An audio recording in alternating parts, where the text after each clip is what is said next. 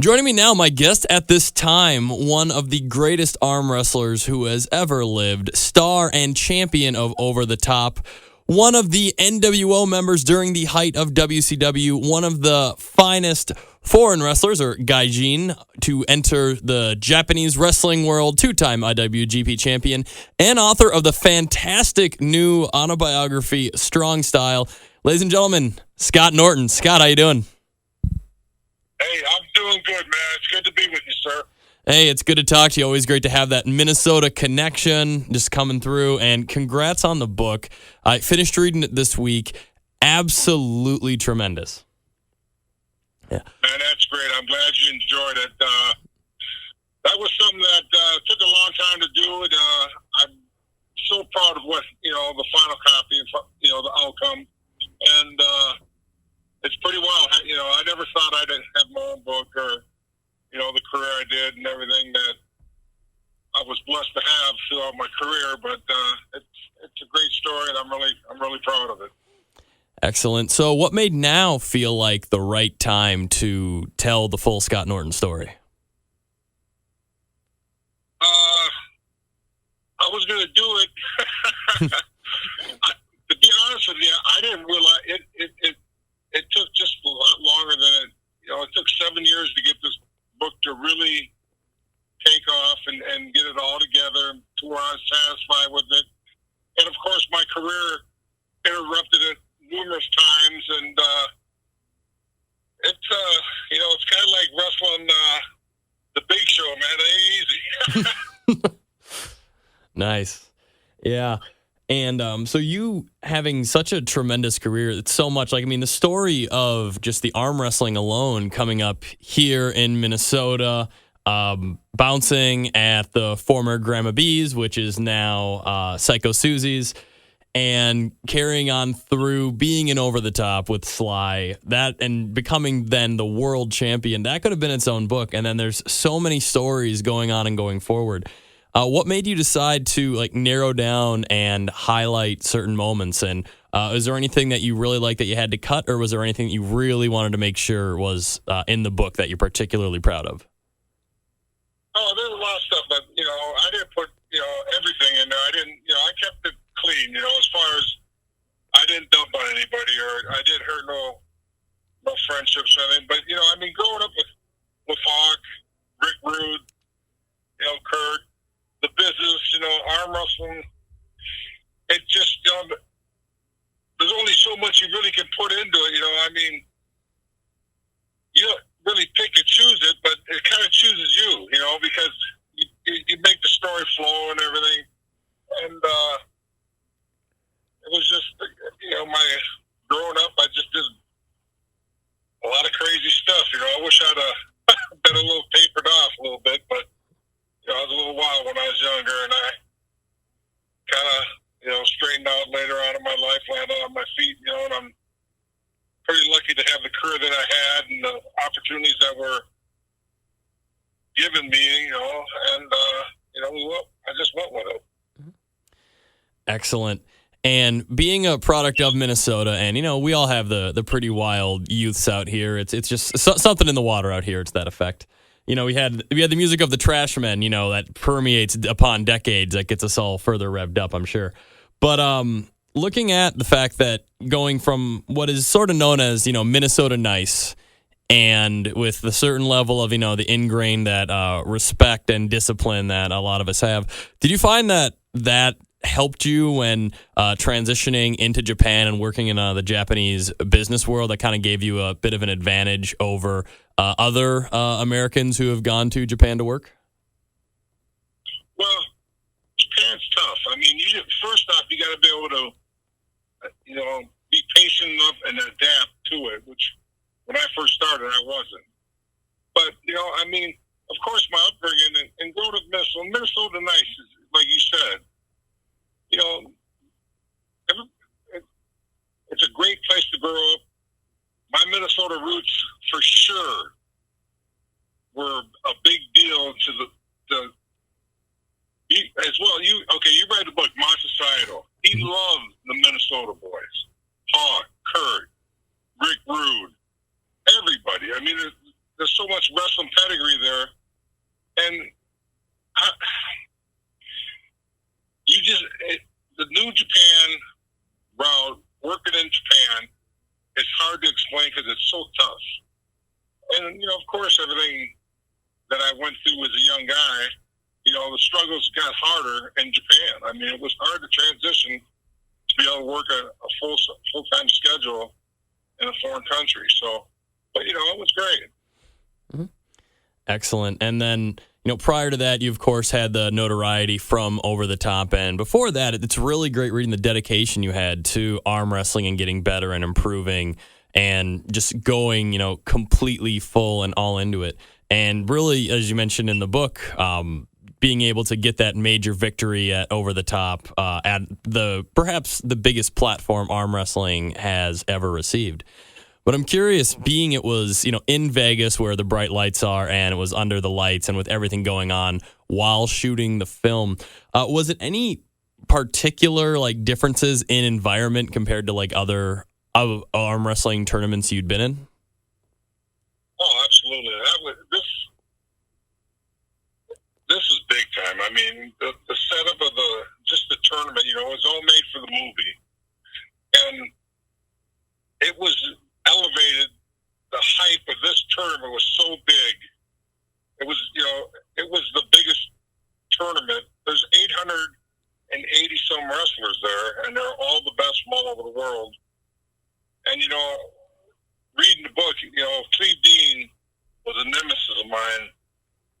And I mean, for 2 years, I did nothing but train to win that tournament. And it's still the biggest tournament. It's regarded, you know, the number one tournament of all time to win. And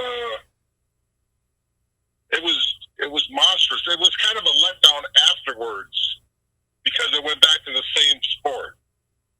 And then, you know, reading the book, you'll find out where pro wrestling kind of found me when I was on touring the world with the movie Over the Top. I was approached in Japan, you know. So I mean, I continued on wrestling because I don't know if I was ready, you know, really wanted to be a pro wrestler, but then the opportunity came, and you know, I'm just so happy it did. It just turned out. I'm very fortunate. Definitely. And one thing that I liked reading the book, among the many things, is when you got to Japan and when they were debuting you and they were having you enter to the Sammy Hagar song from Over the Top, and which you weren't aware they were going to do, and just adding you and getting you further pumped for the moment. Brother, they had me going crazy in the locker room. I thought I was getting ready for a heavyweight title fight. I mean, they had me so jammed up in the locker room, so fired up, I couldn't hardly breathe. And also when the music hit, and I mean, it was just unbelievable. When you hit the ring, you know, the crowd just goes crazy. And you know, it's you know, just like Hawk said, what a rush. It's a rush, man. Mm-hmm. And then when it starts, I mean, the fans get behind you over there. They love you, man. It's unbelievable. The career I had in Japan, you know, they took me into their homes. I mean, I'm going to Japan in 10 days. I mean, I'm going back. I mean, I'm going to go back to Japan for as long as I'm alive. But I mean, it was just awesome. And, you know, and Winner Takes It All, you know, that music meant a lot to me. The whole soundtrack meant a lot to me from that movie. I listened to it all the time when I was training, you know, and I mean, and when they did that, you know, I was blown away because I was so ramped up. I wasn't even thinking about my ring music. I was worried about my first match was a 6-man tag against the tag team champions and the heavyweight champion, IWGP champ. So I mean, I was freaked out, you know. Yeah, but just it adds so much more to the presentation and the full moment. And speaking of like how you mentioned the fans and how timeless so many of these matches are, and of course through the 90s you had the tape traders, and now what I find, like, you know, reading the book, with the sole exception of one match, I was able to locate and track down online just about every bout that you mentioned. So to be able to experience that and to read your thoughts on the things really enhanced the experience on that. But that in mind, I was kind of surprised to read about how you typically don't like watching your own matches, or didn't, at least at the time, because you think of like what you could have done differently. Do you ever revisit any of your own bouts now? Oh, sure, all the time. I mean, when I was in when you're living it, when you're on the road 275 days a year, when you're away from wrestling, you want to be away from wrestling. You need to separate yourself. But I mean, some guys, they're studying tape all the time. And when I watched my own tape, I was so hard on myself. I thought, God, that was terrible, Scott. You know what I'm saying? I was just really hard on myself. And then, now I got a pretty good fan base here in the States and huge in Japan. And I get all these matches sent to me all the time. And I'm watching, I'm going, God, it wasn't bad. It was all right, So, I was just hard on myself. I started late. I got an opportunity to work the top spot in the biggest company in Japan. And I wasn't going to let go, no matter what. I worked through injuries. I never missed a match in Japan. And most guys are going to airlift at home. But, I was stubborn. I just wasn't going to, I ended up loving pro wrestling. It was perfect for me. And if I'd have gone in at the time when Hawk and Rude and Kurt did, I wouldn't have made it. I wasn't ready. I didn't get the wildness out of myself yet. But, it just worked out. Everything worked out for a reason. I'm so grateful for the career I had and opportunities. And, in my book, I get to talk, and I get to, pinpoint some people's names and who helped me along. And, there's a lot of good people that did a lot of great things for me. And, it's just, I had a great career and I had a hell of a run, man. It was just awesome. Yeah, and even from, the local legends like Baron Von Raschke looking out for you there to, like you mentioned, the relationship with Masa Saito it's one of the best parts of the book, just seeing how that evolves and that changes and going through, and ultimately including you going to Korea with Muhammad Ali. That was wild, man. Mm-hmm. I was at Eric Bischoff in Las Vegas about, 2 months ago, and we're sitting there, and Eric looked at me going, man, North Korea's crazy, wasn't it? I said, Eric, I was going 100 miles an hour with my hair on fire. I had no idea what was going on. They gave me my booking. They told me where I was going to be, airport, blah. I went. North Korea, I said, what the hell, I'm going. And I said, Eric, I had no idea what was going on in North Korea at the time. Not like that. He did, and he went. So, it was insane. What we got through or lived through in North Korea, I hope, I think that's a good chapter. I know it's a great chapter in the book. I get a lot of confidence on that. But I think, like watching my matches, I think I could do better. I just wish I could really describe it as crazy it really was, because it was nuts. Yeah. And, seeing years later with that Daniel Warren beer, he took a poster off a wall in a hotel, and they basically tortured him and killed him for no reason. And that, that could have happened to me. I was so close. I swear, if Muhammad Ali and Inoki wasn't on that tour with us, I don't think a lot of us would have came back. Yeah. But you did, and I think you did a fantastic job really laying out exactly what North Korea was like. Because really, outside of like the side tales and the anecdotes, the only like real sort of in-depth discussions of it has been either early this year on Bischoff's podcast, and then in your book, the part where you mentioned when you're in the backseat of the car driving to Pyongyang, and then the conversation with the driver about it being a forced attendance thing in North Korea. And then mentioning, how it was completely foreign to them, like while you're being there and performing, and then punctuating it then with Flair's match, and I think you really captured what North Korea in the 90s is like for an outsider, especially being that you were among the first Americans to step foot in North Korea in decades. Yeah, I mean, I really felt bad for Rick that tour because they were trying to get him to do things, say propaganda, the bad things about the United States, and Rick really didn't. He stood up for us, I mean, but they were pressuring him so hard because he was such a big figure. Muhammad Ali couldn't really express himself very well. The pockets and everything. So they went right to Rick, and they they're trying to get him to say, "Oh, North Korea is such a better place to live, and the United States America's terrible." They're all this communism. This is the way the communism people think, and what was going on was crazy. But yeah, me and Eric had a few beers, in Vegas, and we talked about that for an hour between the two of us. It was just awesome. So it's something we got in our hearts and our memories that just nobody else lived. It was pretty cool. Excellent. And speaking of Eric, and you mentioned a little earlier the beauty of now with the internet when you have like fans sending you matches and fans sending you clips.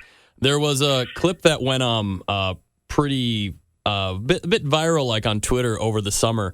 I was wondering if you had any particular memory of. It's during a Monday Nitro. It's near the broadcast table. A fan appears like he could have like a clear shot at Bischoff and jumps the rail to attack him, and then you come out of nowhere and stop him. Just curious, have you seen that, or do you have any particular memory of that night? We talked about that too, and Eric made a comment. He says, "You always had my back," and I said, "Remember that night on Monday Nitro?" He goes, "That's what I'm talking about. You always had my back." And Eric, was a real tough guy to work for at times, and I mean, he was a direct. Sometimes you swear you didn't even know you, but I mean, he was fair, and me and Eric were way back, and I've always had his back, and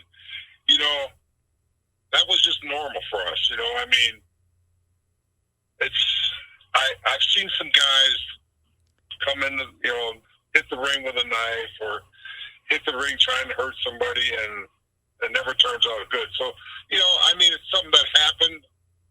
I would, I'd do anything for her. I'd stop, I'd never let nobody do it, and all the guys. But, that was a crazy night, And this guy again, he was a nice guy. He was laughing. It was crazy. So, I remember that night, bro, just like it happened last night. Yeah. Well, I think it's a good rule of thumb for fans that's like the one thing one shouldn't do at a wrestling event is jump the rail. So, personal opinion, but you, man. Yeah. Go ahead. That business, I mean, there's a lot of tough guys. And you're not going to win that fight. I mean, most of the referees are going to take out just everyday guys. I mean, that's a losing situation right there. Yeah.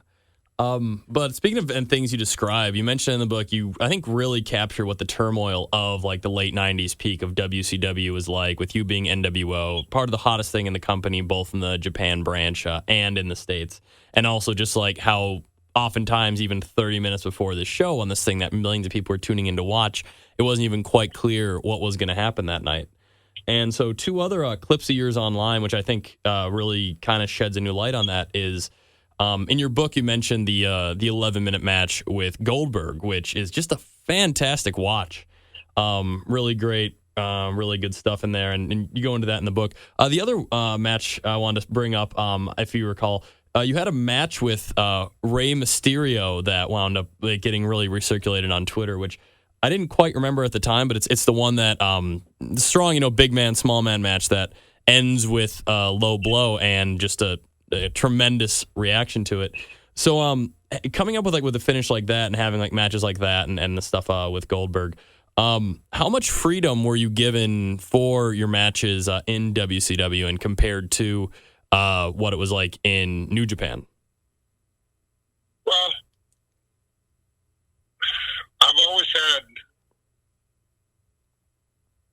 do I explain this to you without? Okay, I mean, I've never had any issues with wrestling the top guys, middle guys, I've always been, I just want to have the best match I can have. I mean, if you're a big guy like myself and you can go out there and blow the doors off of Goldberg or Big Show, and then you can turn around and do the same thing with Rey Mysterio, that's what they're looking for, and I've always had, nobody's ever came in and told me, said, Scott, you need to do more of this or more of that in your finishes. I've always been a guy I want to make sure that I take this as, I'm going to have a good match. I really wanted to have a good match, and I wasn't the most selfish guy in the world. I mean, there's some guys in the business that, they just worry about themselves, and you can show the struggles in the match when that happens. As a pro, you can watch the match and you know that they're not, this one or they're not doing, their best for each other. I've always been a guy that I've gotten along with everybody. I've respected everybody in the business. And I gain respect from everybody in the business. And, when it's your turn to tear it up, you got to turn it on. When it's, it needs to go a little bit the other way, you got to do that too. So, our business is a great business. And, that's respectful, I think, and I've always had that. Definitely. And I think your book really captures the friendships and the camaraderie within that business and why that is so important and the bonds that something like that creates, especially with the uniqueness of having it from Minnesota, with, as you mentioned, with Mr. Perfect, Kurt Hennig, Ravishing Rick Rude, and, Road Warrior Hawk, Mike Hegstrand.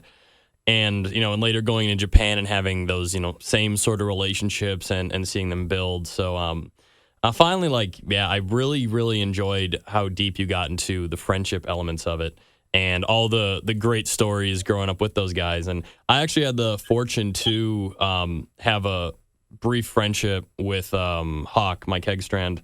The Thursday before he passed on, I was a 17-year-old high school senior who was really into filmmaking. I was about to go to NYU for filmmaking. I wrote him a proposal to see if he wanted to act in a movie I was doing, and he called me back. I won't forget, he picked up the phone and he goes, Chaz, this is Hawk.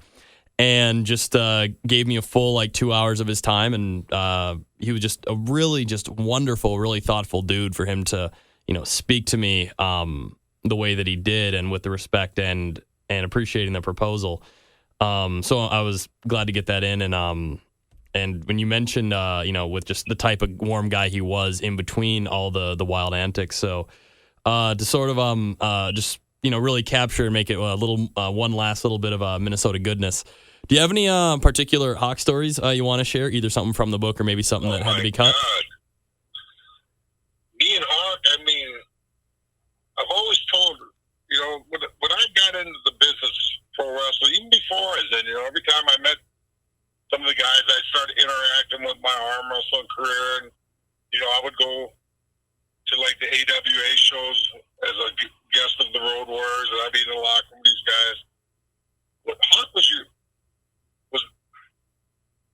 he loved you, man. I mean, he was your best friend. You couldn't have a better friend. And he was promoting everything. Everybody. He's always talking up his big buddy Norris or his big, Rick Rude, or just, he was the best friend you could possibly have. He's the most loyal guy. Just like I say in the book, I'm gone. My home life in Minneapolis I was separated from it. And, Hawk's on the road 330 days a year. But every time he came home, he went and visited my parents. And he, talked to my mom and my dad. And when I found out after Hawk passed away, he did that. It stopped me dead. But that's how he cared about you. Because I couldn't be there for him, So he kind of replaced me a little bit.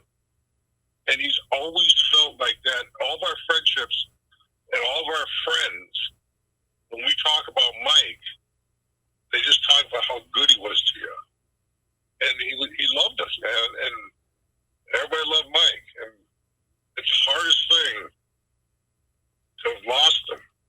mean, we do these signings now, these appearances in Vegas and New York and, you know, North Carolina, Charlotte, you know, these nice little, and you come in and, you know, that's like these Legends deals.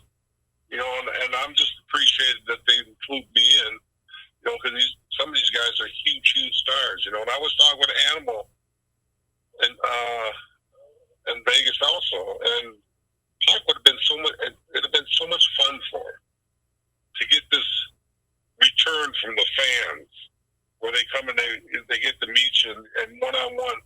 And Mike would have been the best. He just spent time with each and every fan that came up to him, just like he did with you. He's always left such an impression on people by the way he treated people. We'd be in these big buildings, you know, in St. Louis or wherever we were, and Mike would treat the custodian just like he'd treat Ric Flair. I mean, same treatment. He treated everybody so well, and I've always watched him. You know, you didn't want to get on the bad side of Mike, but when you're on the good side, that was the greatest side in the world, man. I love Mike, and I miss him so much. And we all do, you know, the wrestling world really misses these guys. You know, Hawk, Rick, Kurt, so many more, you know, and it's tough. Yeah, but you gave a tremendous gift in your book by sharing so many of those personal stories, you know, with Hawk, with Kurt, with Rick. And it's the things like that that, you know, allows those legends to live on and to, you know, really show the personality and the emotiveness with new generations. So it's a big reason why your book is really special. Scott Norton, it's called Strong Style. It's available at your website and on Amazon. Yes, sir. Yep. Fantastic. Well, ScottNorton.com. You can get a signed copy from me, or you can get it on Amazon. And it's going great, man. It's crazy. It's something that, you know, I never expected was going to happen, but I'm so glad it has. And it's worked out. It's just a really cool run. Yeah. And the book is fantastic. I think it's the best wrestling autobiography this decade. I think it's the best since Jericho's first. Really tremendous job on it. So you're the second guy that's told me this. Oh, we're Jericho's first book. That's great. Wow. I mean, that's awesome. Yeah. No, yeah, I loved it. Yeah, because you know, because the gold standards, everyone always says, you know, Mick's first book, Jericho's first book, Brett's book. And, you know, I'd put your book, and then the only other one, I think, like this decade that I thought was just really fantastic was Bob Backlund's book. So, like, yeah. So, yeah. That's crazy, man. Yeah. Scott Norton, author of Strong Style, thanks again so much for this. Thank you, sir. Cool. I really appreciate it.